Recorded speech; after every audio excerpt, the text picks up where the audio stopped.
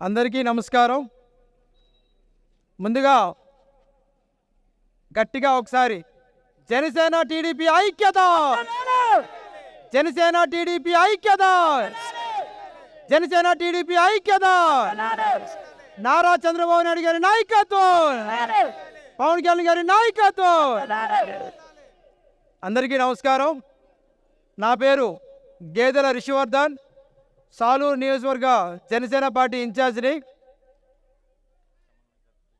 ఈరోజు శంబర గ్రామానికి విచ్చేసిన చాలా ఆనందంగా ఉంది. గతంలో ఒక జనసేన కార్యకర్తగా శంబర్లో మొదటి ప్రయాణం నేను స్టార్ట్ చేశాను. ఆ రోజు ఇక్కడ వినిపించేటువంటి సమస్యలు ఏవైతే ఉన్నాయంటే వాలంటీర్ వ్యవస్థ లేదని, అదేవిధంగా శంబర పోలమ్మ అమ్మవారి జాతర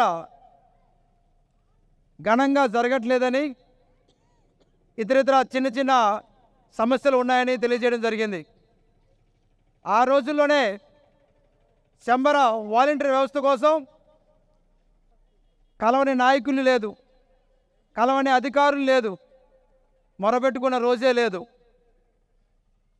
అందరితో పాటు మేము కూడా పోరాటం చేశాం.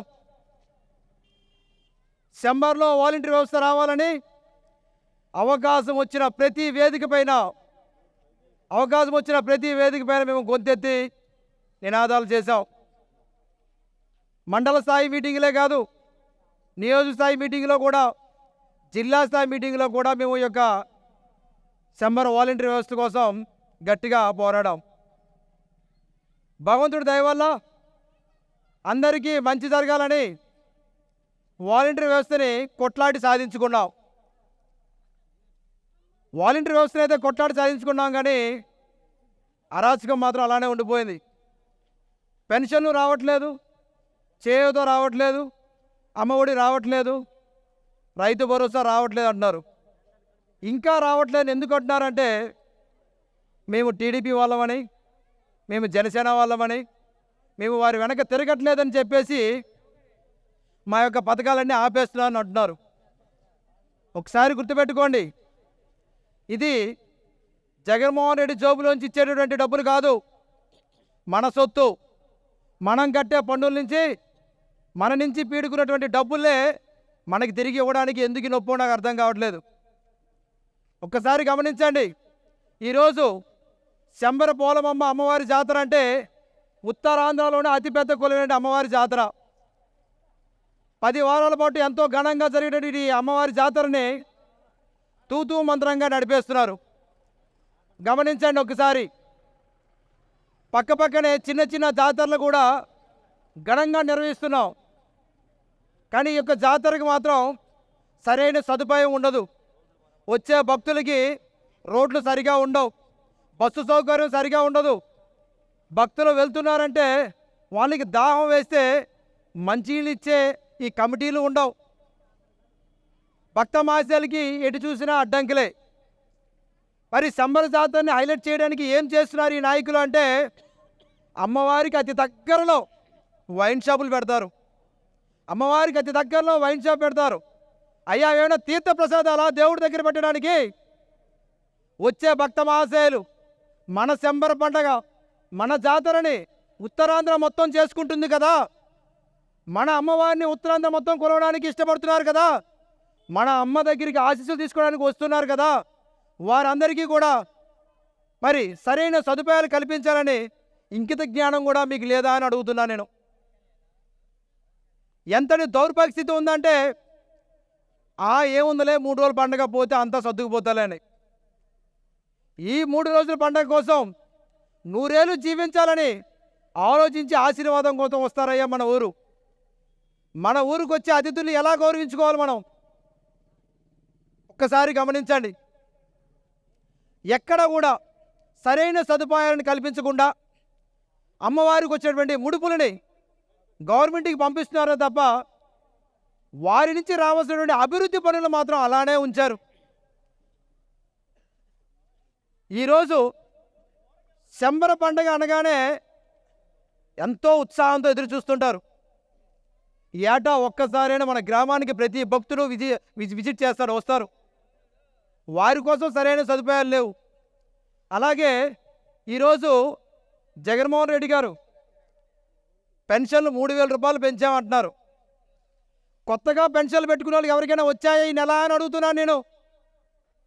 కొత్తగా రావాల్సిన వాళ్ళు పెన్షన్లు ఆపేసి మనకి 250 రూపాయలు పెంచిస్తే సరిపోతుందా? మనం బాగుంటే సరిపోతుందా? మన తోటి వాళ్ళు కూడా ఆ యొక్క పెన్షన్కి ఎవరైతే అర్హులు ఉన్నారో వాళ్ళందరికీ పెన్షన్ ఇచ్చేసి వాళ్ళు ఆదుకోవాల్సిన బాధ్యత వీళ్ళకి ఉందా లేదా అని అడుగుతున్నా. అమ్మా, పెద్దవాళ్ళందరికీ ఇదే అడుగుతున్నా.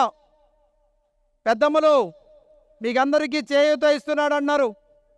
18,000 రూపాయలు చేయూత 4 సంవత్సరాల నుంచి తీసుకున్నారు కదా, సుమారుగా 75,000 రూపాయలు తీసుకున్నారు కదమ్మా.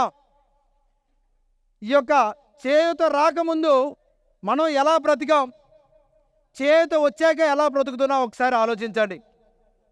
చేయూత రాకముందు ఇంటికి 2,000 రూపాయలు ఉంటే నిత్యావసర సరుకులు కొనుక్కునే వాళ్ళం. ఇంటికి 2,000 రూపాయలు ఉంటే తల్లి నలుగురు కడుపు నిండా భోజనం చేసేవాళ్ళం. ఈరోజు చేయూత ఇస్తున్నాం అంటున్నారు.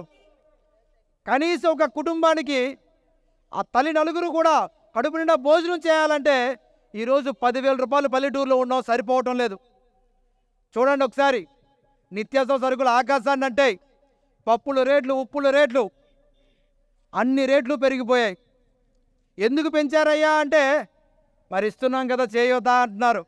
ఒకసారి ఆలోచించండి.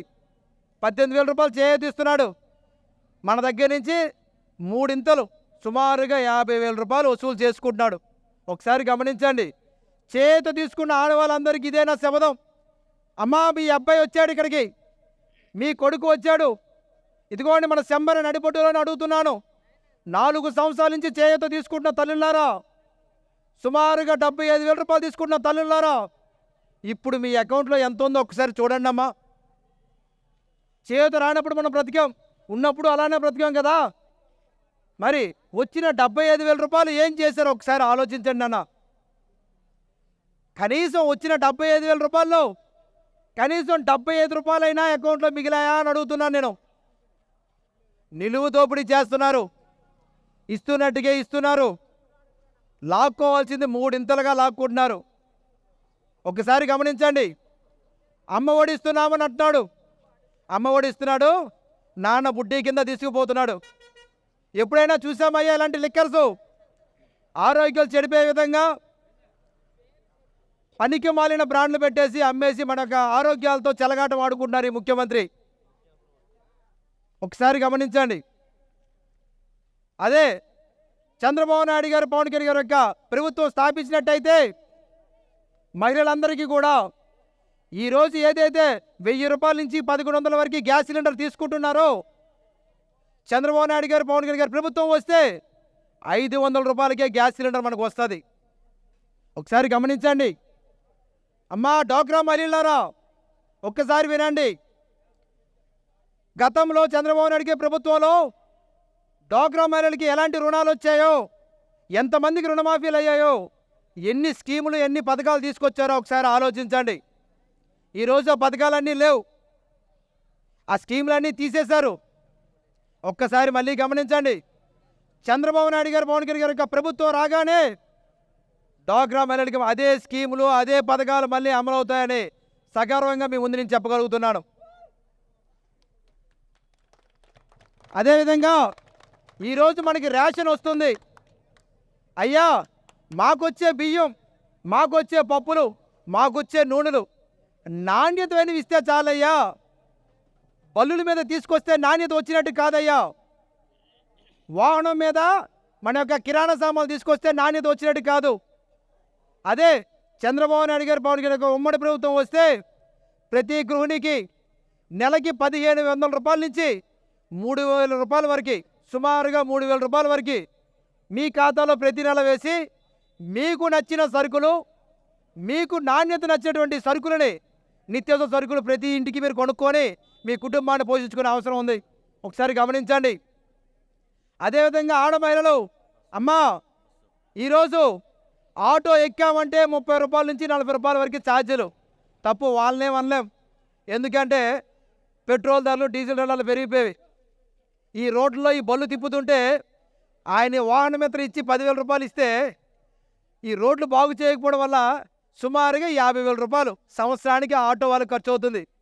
వాహన మిత్ర తీసుకున్న ఆటో అయ్యా అన్నా ఒకసారి గమనించండి, మీకు 10,000 రూపాయలు వాహన మిత్ర అవసరమా?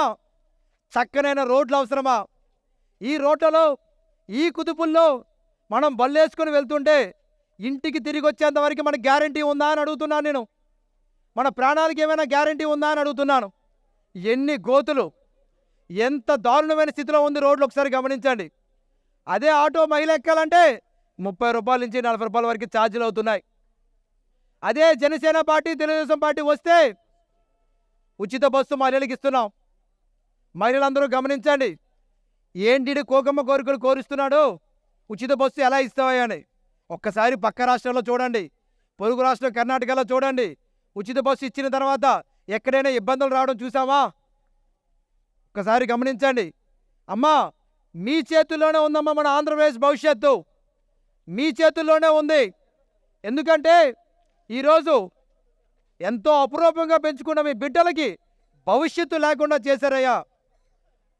మీ బిడ్డలకి భవిష్యత్తు లేకుండా చేశారు. 1వ తారీఖు రాగానే జాబు క్యాలెండర్ తీస్తామన్నాడు పెద్ద మనిషి. ఏనాడైనా జాబు క్యాలెండర్ తీశాడా అని అడుగుతున్నాను నేను. మీ యువతుల్ని, మీ యువకుల్ని, మీ అమ్మాయిని కానీ అబ్బాయిని కానీ మీ భార్య భర్తలు కలిసి పొలాల్లో ఎండనక వాననక రేయనక పగలనక రెక్కల ముక్కలు చేసుకొని రూపాయి పోగేసుకొని మీ బిడ్డలు చదివించుకున్నారు కదయ్యా. మరి మీ బిడ్డలకి సరైన న్యాయం జరగకపోతే మీరేం చేస్తారు? మీ బిడ్డలకు ఉపాధి కలగకపోతే మీరేం చేస్తారు? మీరంతా కూడా అక్షరాస్యత లేని వాళ్ళు. మీకు చదువు లేదు కాబట్టే మీకు వచ్చిన పనులతోటి ఇక్కడ ఉపాధి జరగకపోతే ఏ చెన్నైకో, ఏ మద్రాసుకో, ఏ బెంగళూరుకో వెళ్ళి వలసలు పోయి మనం పొట్ట చేత పట్టుకొని మనం పనులు చేసుకుంటూ ఉన్నాం. అక్కడి నుంచి డబ్బులు పంపించి మన తండ్రి దగ్గర, మన తల్లి దగ్గర ఉంచి డబ్బులు పంపించి ఉన్నత చదువులు చదివిస్తున్నాం మన బిడ్డల్ని. మనం ఎందుకు వలసపోయామంటే ఇక్కడ ఉపాధి లేకపోవడం వల్ల. ఆ బిడ్డలు చక్కగా చదువుతున్నారు, ఉత్తీర్ణులు అవుతున్నారు. ఎందుకంటే తల్లిదండ్రుల కష్టం చూసి వాళ్ళ యొక్క కష్టాన్ని నిలబెట్టాలనేసి ఉన్నతంగా చదివి ఉద్యోగం సంపాదిద్దామని ఆలోచిస్తుంటే ఈ జగన్మోహన్ రెడ్డి ఉద్యోగాలు కొలువే తీయట్లేదు. తీయకపోతే ఏం చేస్తారు? ఇంట్లో ఖాళీగా ఉంటే తల్లిదండ్రుల కంటే పక్కింటి వాళ్ళకి ఎదురింటి వాడికి ఎక్కువ కష్టం. ఏరా ఇంకేం పనేం చేయరా? అలాగే గాలికి తిరుగుతారా?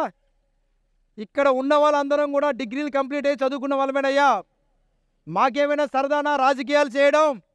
మాకు తల్లిదండ్రులు ఉన్నారు కదా, మేము ఉద్యోగాలు చేసుకునే వాళ్ళు పోషించుకోవడానికి ఆలోచన ఉంటుందా లేదా? ఈరోజు మా తరాన్ని మొత్తాన్ని నాశనం చేశారు ఈ జగన్మోహన్ రెడ్డి. రాబోయే తరానికైనా మంచి భవిష్యత్తు అందించాలనే ఒక ఉద్దేశంతో పవన్ కళ్యాణ్ గారు అన్ని సుఖాలు వదులుకొని ఎన్ని తిట్లనో ఎన్ని అవమానాలు భరించి నిలబడి ఈరోజు యువత కోసం ఎన్నో పోరాటాలు చేస్తున్నారు. గమనించండి ఒకసారి. మీ బిడ్డలకి మంచి గవర్నమెంట్ ఉద్యోగం వచ్చే కొడుకు అల్లుడికి ఇవ్వాలనుకుంటారు కదా. మీకు ఉన్న వాళ్ళందరికీ ఆడపిల్లలు ఉంటారు. మీ బిడ్డకి ఎవరికి ఇవ్వాలంటే ఏమంటారు? ప్రభుత్వ ఉద్యోగికి ఇవ్వాలంటారు కదా. మీ కొడుక్కి ప్రభుత్వ ఉద్యోగం వస్తే పెళ్లి చేస్తామంటారు. అన్నీ ప్రభుత్వ ఉద్యోగంతోనే లింక్ అయి ఉన్నాయి కదా. మరి ప్రభుత్వ ఉద్యోగం రావట్లేదు మీరు ఎందుకు నిలదీయరు? మనకు కావాల్సింది, అమ్మా మీకే చెప్తున్నా, 18,000 రూపాయలు కాదయ్యా నాకు కావాల్సింది, నా బిడ్డకి ప్రభుత్వ ఉద్యోగం వచ్చేటట్టుగా చర్యలు తీసుకోండి అడగండి. 18,000 రూపాయలు మనం చేయి చాపడం కంటే మన బిడ్డకి ఉద్యోగం వస్తే 4 కాలాల పాటు సంపూర్ణంగా 5,000 నోట్లకు వెళ్ళేటట్టు మనం బ్రతకగలం. ఒకసారి గమనించండి. డాక్టర్ బిఆర్ అంబేద్కర్ గారు చెప్పినట్టుగా మన హక్కుల కోసం భిక్షమెత్తకండి. అది మన హక్కు, పోరాడి సాధించుకోవాలి. ఆ పోరాట పటిమ కోసమే ఈరోజు చంద్రబాబు నాయుడు గారు, పవన్ కళ్యాణ్ గారు కష్టపడుతున్నారు. ఒక్కసారి గమనించండి. ఈ అరాచక పాలన పోవాలన్నా, ఈ ప్రభుత్వం గద్దె దిగాలన్నా, ఆంధ్రప్రదేశ్ అభివృద్ధి చెందాలన్నా, పరిశ్రమలు పెట్టుబడులు రావాలన్నా, మీ బిడ్డలకి గవర్నమెంట్ ఉద్యోగాలు రావాలన్నా, మనకి అన్ని పథకాలు అందాలన్నా, మహిళలకి డ్వాక్రా పథకాలు అందాలన్నా, రైతన్నకి గింజకి గిట్టుబాటు ధర రావాలన్నా, చంద్రబాబు నాయుడు గారి యొక్క పవన్ కళ్యాణ్ గారి యొక్క ప్రభుత్వం రావాల్సిన అవసరం ఎంతైనా ఉంది. ఒక్కసారి గమనించండి. ఒక్క అవకాశం అని మనం ఇచ్చాం. తండ్రిని చూసి కొడుకును ఓటేశాం. మహానుభావుడు డాక్టర్ రాజశేఖర రెడ్డి గారు సుపరిపాలన అందించారు, నేను ఒప్పుకుంటా. ఆయన మహానుభావుడు సుపరిపాలన అందించాడు, ఎన్నో పథకాలు తీసుకొచ్చాడు. కానీ తండ్రిని చూసి కొడుకు ఓటేయకండి. పండిత పుత్ర పరమసుంట అనేక నినాదం మీకు అందరికీ తెలిసే ఉంటుంది. తండ్రి పండితుడైనంత మాత్రాన కొడుకు పండితులవుతాడని ఆశ్చర్యపోవద్దు. ఒక్కసారి ఆలోచించండి. ఆయన సుపరిపాలన ఇస్తే ఈయన రాక్షస పాలన ఇచ్చాడు. ఒక్కసారి గమనించండి. ప్రతి ఒక్కరూ కూడా ఒకే ఒక్క అవకాశం జనసేన టీడీపీ ప్రభుత్వానికి ఇస్తే సుపరిపాలన అందించే బాధ్యత మేము తీసుకుంటామని ఈ యొక్క సభాముఖంగా మీకు తెలియజేసుకుంటాను. మరొక్కసారి జనసేన టీడీపీ ఐక్యత, జనసేన టీడీపీ ఐక్యత, జనసేన టీడీపీ ఐక్యత. నారా చంద్రబాబు నాయుడు గారి నాయకత్వం, నారా చంద్రబాబు నాయుడు గారి నాయకత్వం, పవన్ కళ్యాణ్ గారి నాయకత్వం, పవన్ కళ్యాణ్ గారి నాయకత్వం. జై జనసేన, జై హింద్.